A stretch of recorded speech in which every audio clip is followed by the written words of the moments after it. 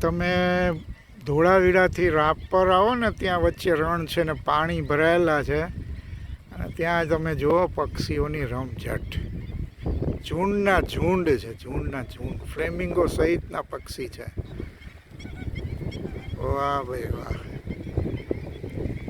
ક્યાં બાત હે.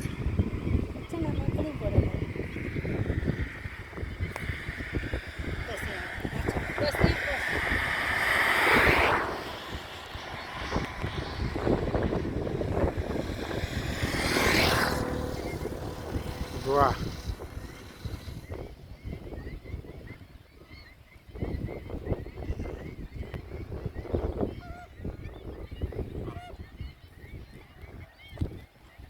ખાસ પ્રકારનો અવાજ કરે આ પક્ષીઓ.